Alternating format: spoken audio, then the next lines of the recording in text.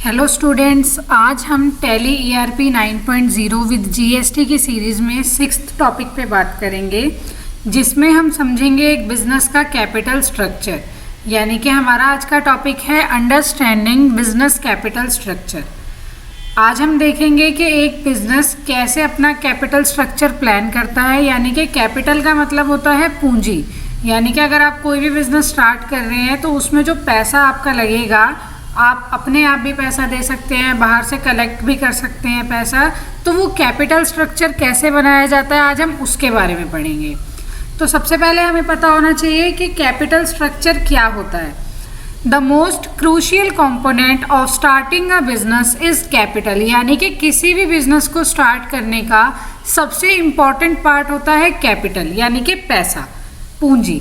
It acts as the foundation of the company. यानी कि ये कंपनी के फाउंडेशन की तरह काम करता है, यानी कि आधार की तरह। Debt and equity are the two primary types of capital sources for a business. यानी कि डेट, उधार पे पैसा लेना, और इक्विटी, इक्विटी का मतलब होता है अगर आप किसी से पैसा ले रहे हैं तो बदले में आप उसे कंपनी की हिस्सेदारी देंगे। ये दो प्राइमरी टाइप्स होते हैं, सबसे ज़्यादा इंपॉर्टेंट पार्ट्स होते हैं किसी भी बिजनेस के लिए पैसा इकट्ठा करने के लिए।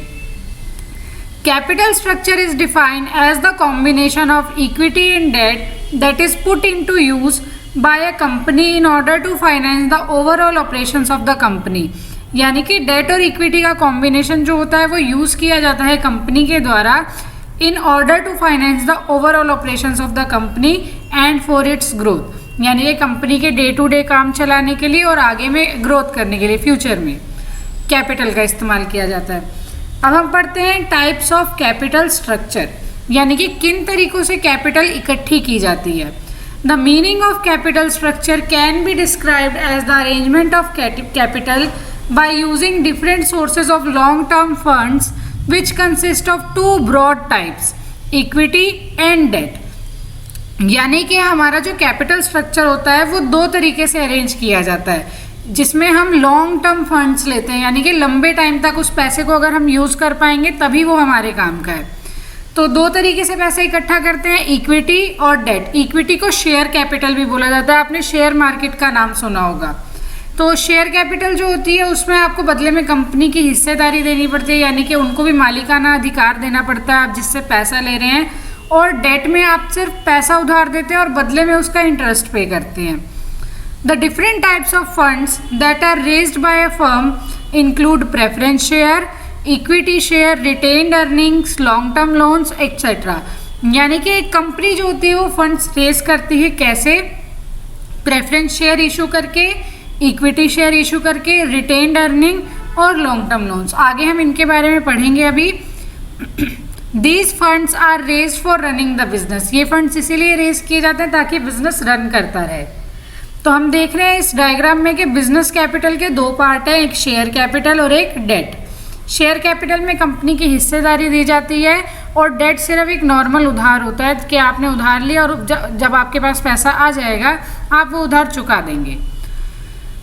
तो अब हम सबसे पहले पढ़ते हैं कि शेयर कैपिटल क्या होता है। Equity capital is the money own by the share holders और ओनर्स। यानी कि जितने भी मालिक हैं कंपनी के या जितने भी लोगों ने बाहर से पैसा लगाया है, क्योंकि उन्होंने शेयर कैपिटल लगाई है तो अब उनके पास भी कंपनी का कुछ हिस्सा है, तो वो भी अब मालिक हो गए हैं कंपनी के। दो तरीकों से शेयर कैपिटल का यूज़ किया जाता है। एक है रिटेन्ड अर्निंग। रिटेन का मतलब होता है इकट्ठा करना या बचा कर रखना। ऐसा पैसा जब आपकी कंपनी पहले चल रही थी तो उसने प्रॉफिट कमाया था, तो उस प्रॉफिट का कुछ पार्ट आप बचा के रख लेते हैं आने वाले टाइम के लिए, सारा नहीं बांट देते या सारा खर्च नहीं कर लेते। तो वो जो पैसा होता है हम उसको भी यूज़ कर सकते हैं बिजनेस की फ्यूचर ग्रोथ के लिए, तो उसको रिटेन्ड अर्निंग बोलते हैं। Retained earning are a part of the profit that has been kept separately by the organisation and will help in the strengthening the business. यानी कि रिटेन्ड अर्निंग्स एक पार्ट होता है प्रॉफिट का जो अलग केप्ट सेपरेटली अलग से रखा हुआ है ऑर्गेनाइजेशन ने, जो आगे हेल्प करेगा बिजनेस को स्ट्रेंथन करने में, मजबूत करने में।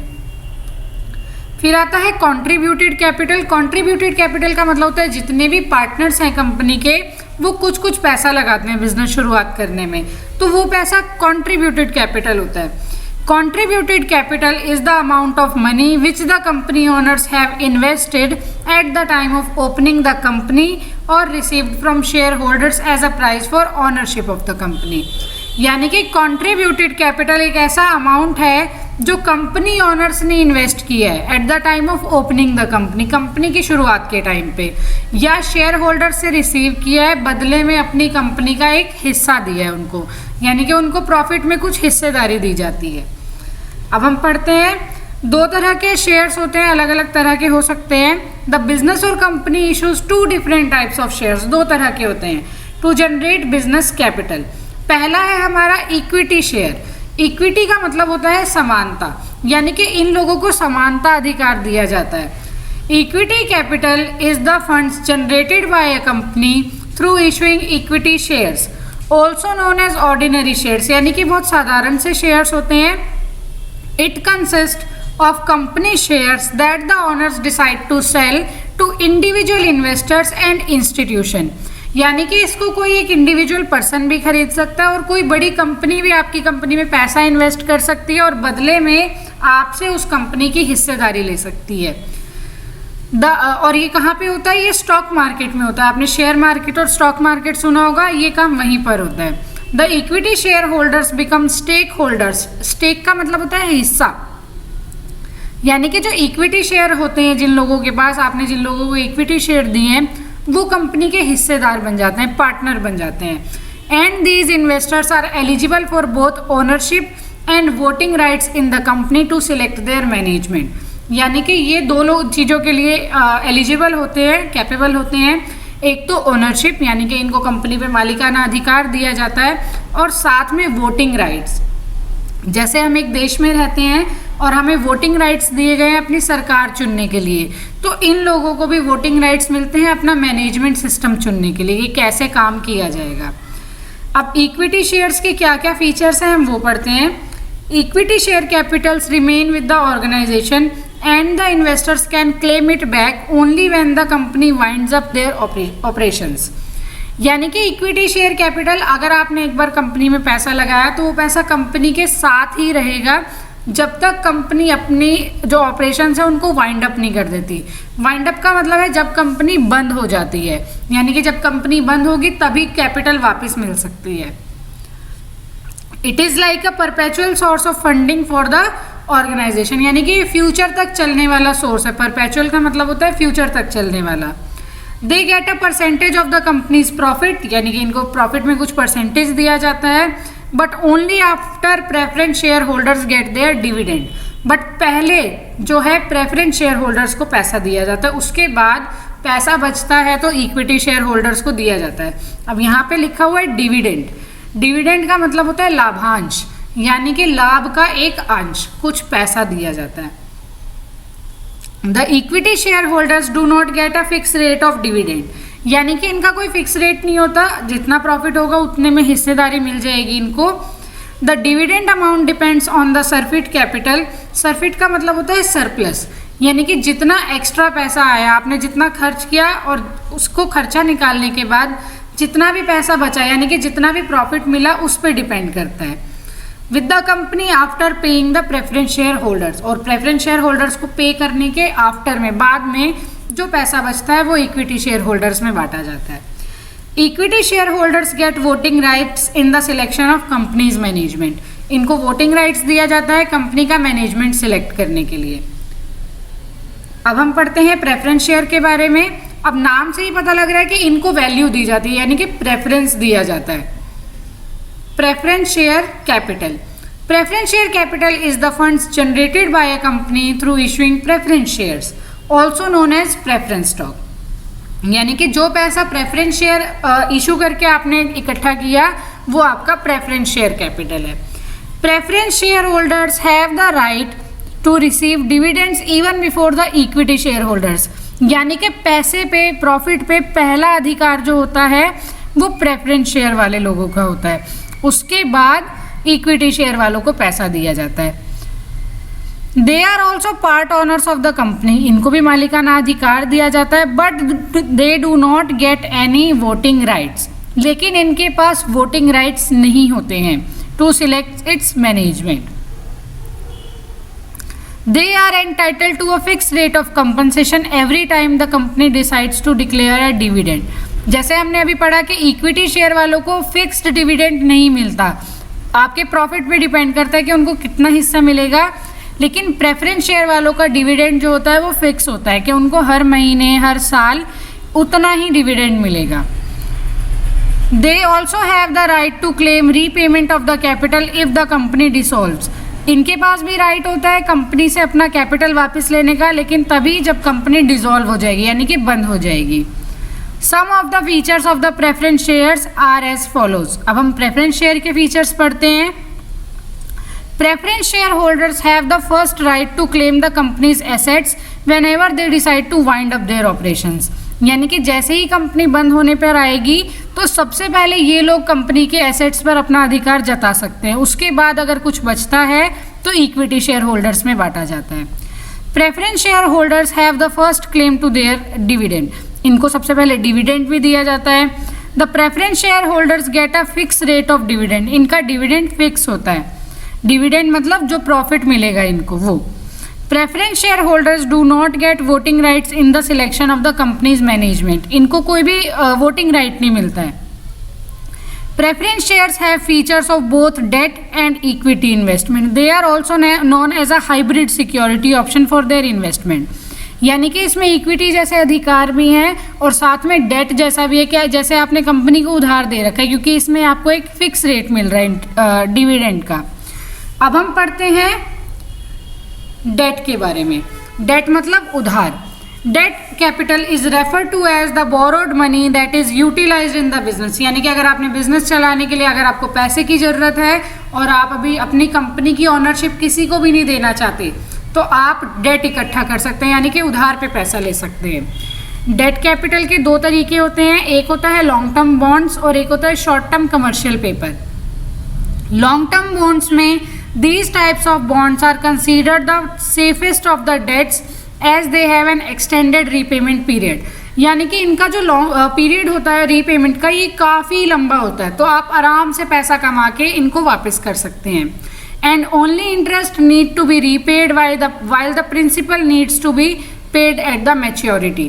सिर्फ इंटरेस्ट पे करना होता है आपको हर महीने या हर साल का, वो बता देते हैं आपको. और सिर्फ टोटल जो अमाउंट होता है वो तब पे करना होता है जब आपका रीपेमेंट पीरियड खत्म हो जाता है मैच्योरिटी पे. शॉर्ट टर्म कमर्शियल पेपर्स का मतलब है this is a type of short term debt instrument that is used by the companies to raise capital for a short period of time. ये सिर्फ शॉर्ट टाइम के लिए, अगर आपको कुछ टाइम के लिए 6 महीने 1 साल के लिए पैसे की ज़रूरत है तो आप शॉर्ट टर्म कमर्शियल पेपर्स का यूज़ करते हैं. अब हम पढ़ते हैं कि इंपॉर्टेंस क्या है कैपिटल स्ट्रक्चर डिज़ाइन करने की. Capital structure is vital for a firm as it determines the overall stability of a firm. Here are some of the other factors that highlight the importance of capital structure.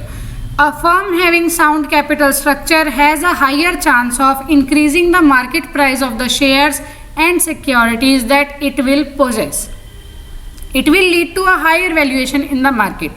यानी कि अगर आपका capital structure बहुत अच्छा बना हुआ है, आपने डेट और इक्विटी बिल्कुल सही टर्म्स में ले रखा है, आपके पास ऑनरशिप भी अच्छी है और कंपनी बहुत अच्छा चल रही है, आपको प्रॉफिट भी हो रहा है, तो इससे आपके आने वाले टाइम में शेयर्स और सिक्योरिटी का प्राइस बढ़ जाएगा. यानी कि अगर आप अपनी कंपनी के इशू करेंगे शेयर्स तो आप हायर रेट पे इशू कर सकते हैं.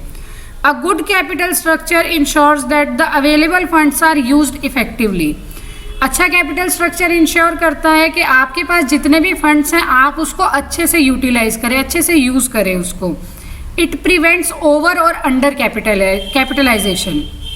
यानी कि ये प्रिवेंट करता है, आपको बचाएगा ओवर कैपिटलाइजेशन करने से और अंडर कैपिटलाइजेशन करने से. यानी कि ऐसा भी ना हो कि आपके पास काम नहीं है, प्रॉफिट नहीं है और आप कैपिटल इकट्ठा करे जा रहे हैं, तो वो ओवर कैपिटलाइजेशन हो जाएगा. या फिर आपके पास काम है बट आपके पास पैसा नहीं है करने को, तो वो अंडर कैपिटलाइजेशन हो जाएगा. अगर आपने शुरू से बहुत अच्छे से मैनेज किया है तो आप अच्छा एक स्ट्रक्चर बना सकते हैं. It help the company increasing its profit in the form of higher returns to the stake holders.